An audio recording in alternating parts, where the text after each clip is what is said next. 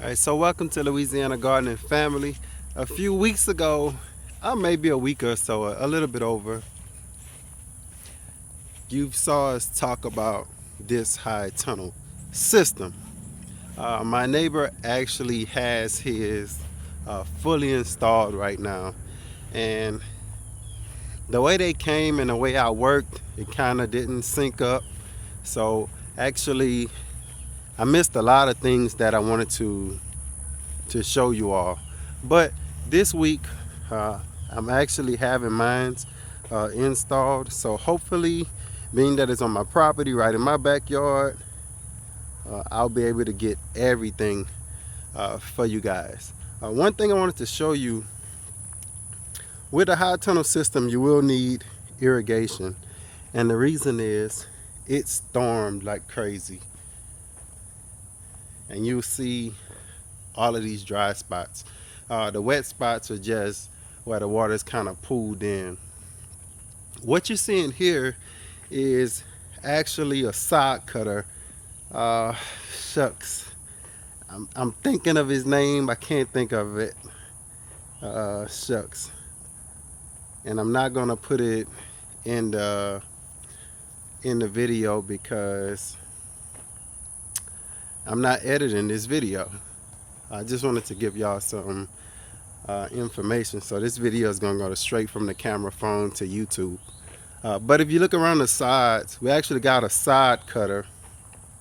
A guy right here close to me, I think he lives in Baton Rouge, said when I was doing a watermelon garden bed and I was scraping the grass from off top of the soil, and he said, man, I get a side cutter.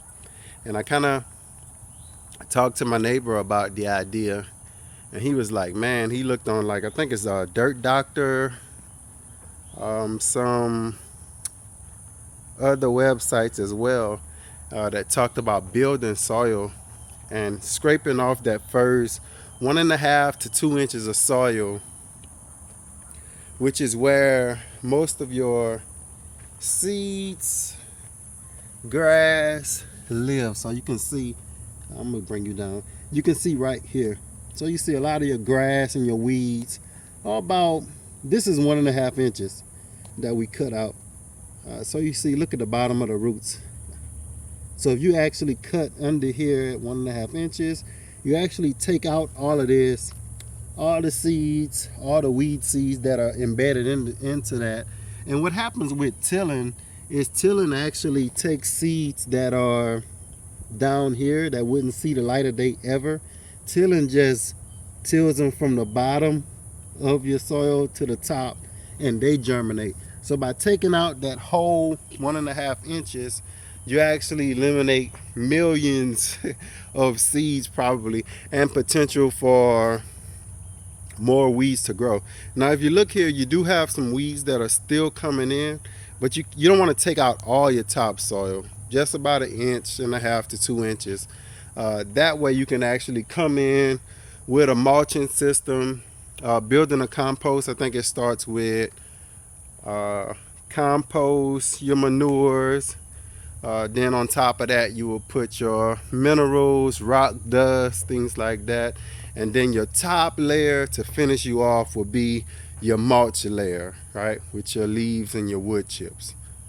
And that will give you a grass-free planting area that you can always separate the space where you're going to grow and plant your seeds, and then keep your wood chips back close up to it. So this is actually it. No wood in this structure. As you can see, everything is concreted in, so it's no wood in the structure. I like it. I think it's strong, it's sturdy, 28 by 100, and so I'm gonna be getting the exact same thing next door. And also you have that shade cloth. I think that's the 40%, I'm not sure, or 90%, one of them, shade cloth.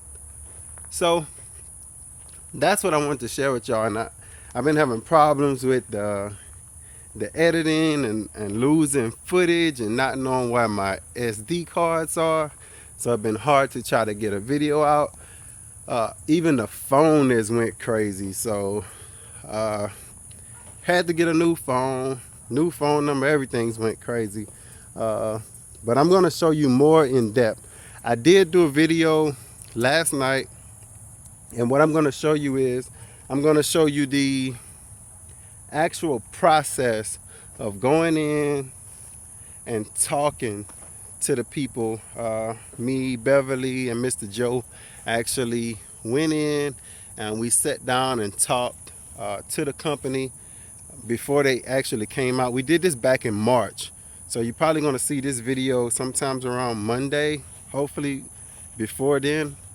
I still have a little bit more to do with it before I release it, but you'll see us sit down and talk, and she's going to bring us through the funding a little bit, not much on the numbers, but just on like how it goes, what Nrcs expects, and what they can build and what they can't build. So that's going to be really informative. So if you don't catch anything, catch that video if you're interested.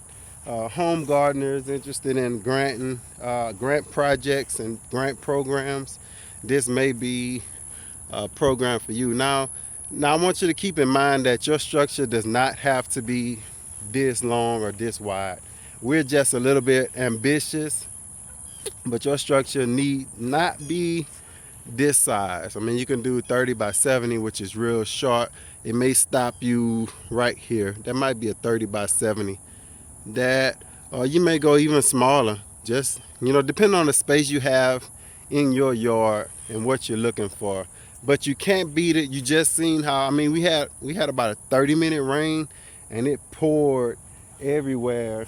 But under there, you see that there's still some dry spots. So that'll help you with the flooding and things like that. Also, you think in terms of if that was snow, everywhere else will be white around, and under that high tunnel, it will be nice and green, whatever you're growing. So that's the reason why we actually got this high tunnel and got involved with this high tunnel system, is because we got that snow last year and I couldn't believe what it did to my crop, to my trees. So a way to combat that, I started looking into programs and I found this high tunnel initiative. So we're sharing this with you. About to get to 8 minutes. I'm gonna say thank you for watching Louisiana Gardening Family. Stick with us. If you like this kind of information, thumbs up, and we're gonna catch you on the next one. Peace. We love you, and grow, grow, grow.